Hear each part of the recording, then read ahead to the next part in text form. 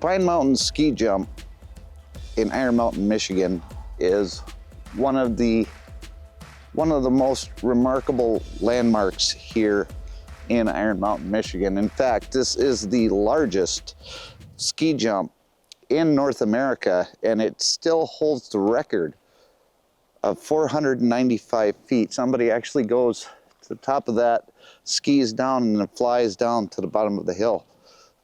It's actually a remarkable sight to see with the skiers that come from all over the world to compete here. This place is famous. I mean, you can see the ski jump from pretty much anywhere around this area because of how tall this thing is. It has 500 steps.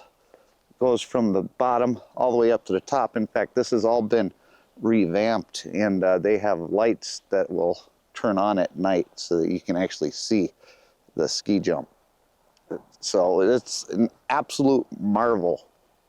And this has been here for years and years and years. But the one thing that people forget about, because this is just so eye-catching, it's just so amazing, is the one little piece that's nestled right behind here.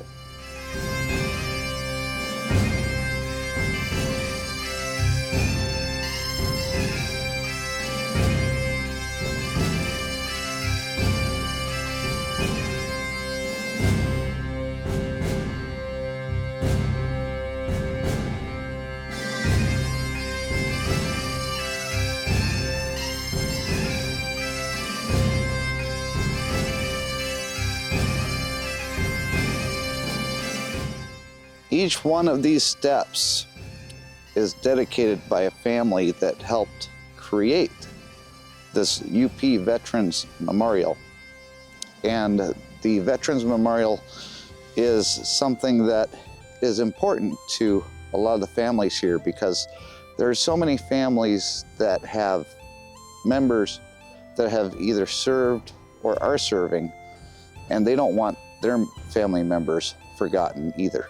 All right, so I'm up here in the memorial itself, and as you can see here, we have a 100-year time capsule that is dedicated to the Upper Peninsula veterans. And then you have the Purple Heart. And you come over here and you've got a monument for the Gulf Wars. You have one for Lebanon to Grenada. You've got the Upper Peninsula veterans who served with honor in the Vietnam War. You have one for the Korean War.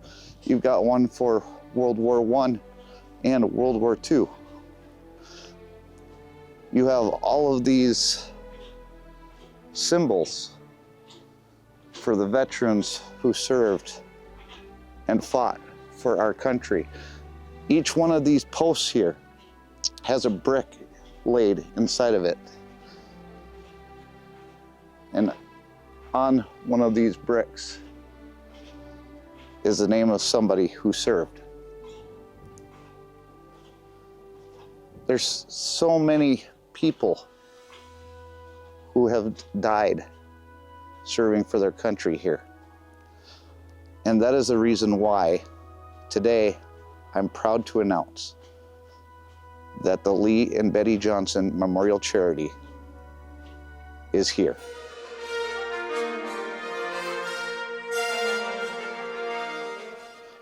Over the past 2 years on my YouTube channel, I tried to have a purpose in that channel, and I wanted to do something that was going to be meaningful, something that was going to help other people. And the one thing that I found is that I was able to raise funds for organizations like Wreaths Across America. Last year we did Mission 22. What I wanted to do was I wanted to help other people. I wanted to show thanks for living in this great country. And I was able to do that with the help of all of my viewers on YouTube. And I thank you all so very much, because what we were able to do over the past 2 years is nothing short than amazing, but I want to do more. And that is why the Lee and Betty Johnson Memorial Charity has been created.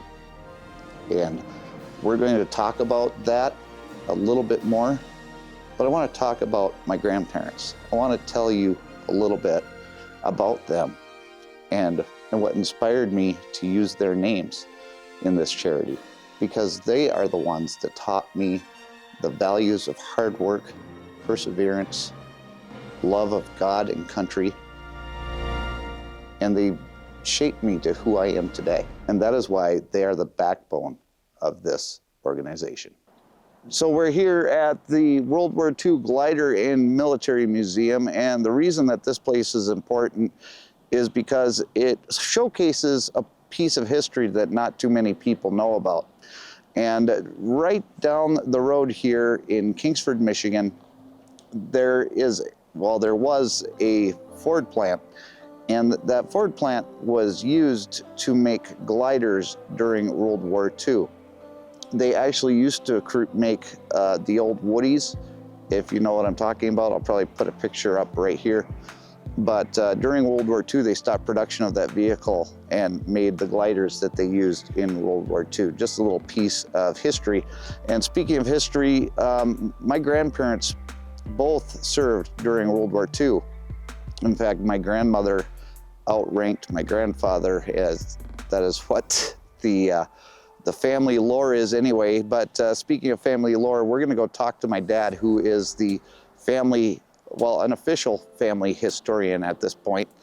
And he's gonna tell us a little bit more about my grandparents and what this charity would mean to them. Lee and Betty Johnson, let's see here, let's start off with Dad.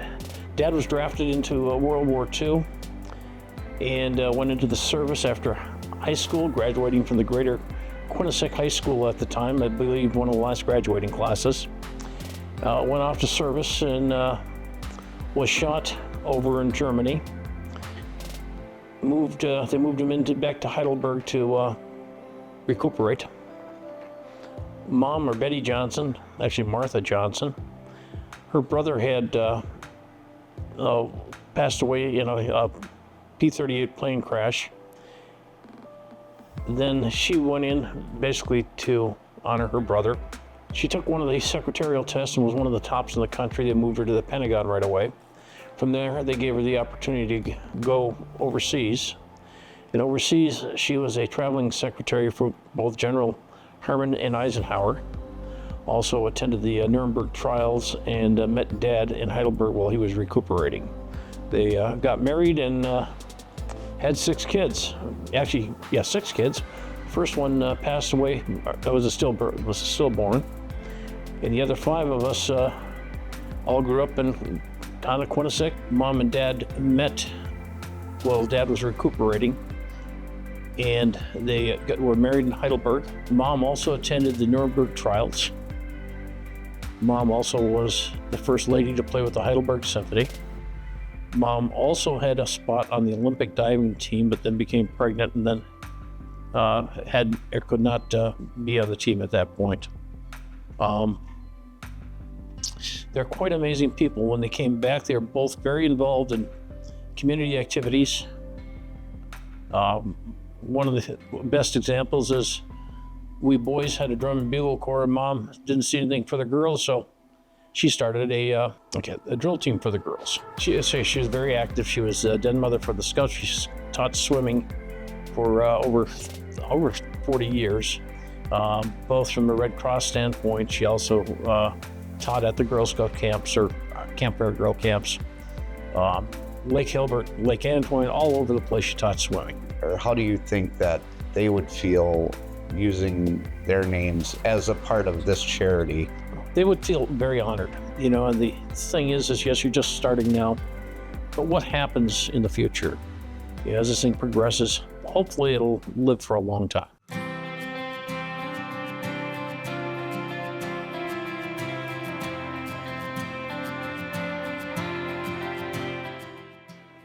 Now we're down at my grandparents' old house, and all of this fencing here that you can see is all used to be areas where my grandpa would have birds. He had pheasants, and he had quail, and he had peacocks and turkeys, you name it. He had all sorts of birds. And my brother now lives here, and as you can see, the apple doesn't fall far from the tree. Hey, little guy. Now this used to be where he kept all of his grapevines. Okay, guys, so this was the orchard. And there were apple trees, and I don't even remember all the trees. Was the newer orchard, and up here towards that direction, that was all the older orchard, and all the trees have mostly been taken out. If you go down to this portion here, all the way down to where that house is down there by the trees, that all used to be farm field. When I was a kid, I was always here helping my grandpa with the birds, helping him with the orchard. And, you know, every once in a while, it would be coffee time. So we'd go inside, sit down together and have coffee. My grandmother, she was just amazing on the piano. And she had a piano in the house. And I think the piano's still in there. But whenever we were outside working and my grandpa would hear her playing the piano, he would say, "Oh, Grandma's mad." And she wasn't. But this is where I learned everything that I know about hard work and dedication and just doing the best with what you have. Because my grandpa wasn't rich and my grandma wasn't rich, but they always tried to help out wherever they could. They lived a modest life, and that's the way that they wanted it. My grandpa raised his birds, and my grandma had her music. And they both loved each other. They loved God. They loved their country. And that is where I learned everything that I did in life. And I have them to thank for it. And that is why it is so important to include their names in this charity.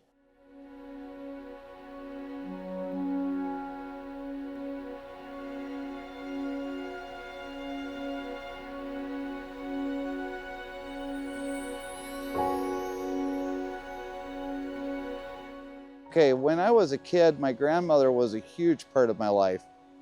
And she was always encouraging all of us to be a part of something bigger than ourselves. And one of the things that I was a part of was the marching band. And every Memorial Day, we would walk down this road. And right here is where the band would just sit and listen to everybody giving their speeches up there on the podium. And right now the podium is not there, but the cannon still sits here as a dedication from the American Legion. Now, my grandmother, she understood the value of her service. She understood that there was something greater than herself, and she wanted to instill in all of her grandchildren that we all have a calling, that we all have something larger than ourselves, that we can actually strive to be better.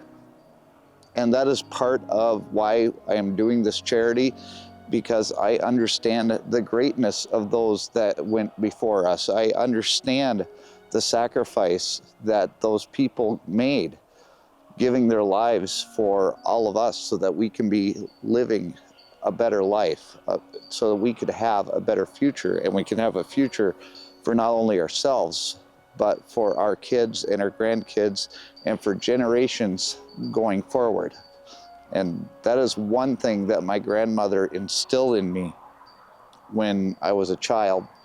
And as an adult and having this platform, it's the biggest reason why I am working so hard in order to fulfill a mission. This is a mission for me. And I guess it's not a mission like these guys have done, but is a mission nonetheless, and it's one that I am taking very seriously. I would appreciate it if you would not do any more donations for Wreaths Across America or Mission 22 using the JJ Drones link. We're actually putting together ways for you to donate to this charity. We're going to have the ability to make payments via credit card, cash, check. We're going to have PayPal, and we're going to have Venmo. So there's going to be all sorts of different ways that you can donate to the charity. And because we're a 501c3 now, you'll actually be able to deduct any donations that you make to the IRS so that you can get that tax deduction for making the donation to our charity. And I can't say that 100% of your donations are going to go to whatever charity that we provide for. And I'm sorry to say that we've been able to do that in the past, but because of the way that these companies operate, we're actually going to have to pay fees, and we're going to make the fees as minimal as possible because I want to give the most money out of your donations to the charity that we're going to use. Now, we're going to continue to contribute to Wreaths Across America. And I also want to try and contribute to Mission 22 because I do believe that those two organizations do work hand in hand. So I appreciate all of you for sticking around with me for this. And I thank you so much in advance for donating to the Lee and Betty Johnson Memorial Charity. I know that both my grandma and my grandpa would be very proud of what I've been able to accomplish so far, and I hope that we're able to go so much bigger in the future. Thank you all for coming along for this ride with me, and we'll see you later on down the road. Bye, guys.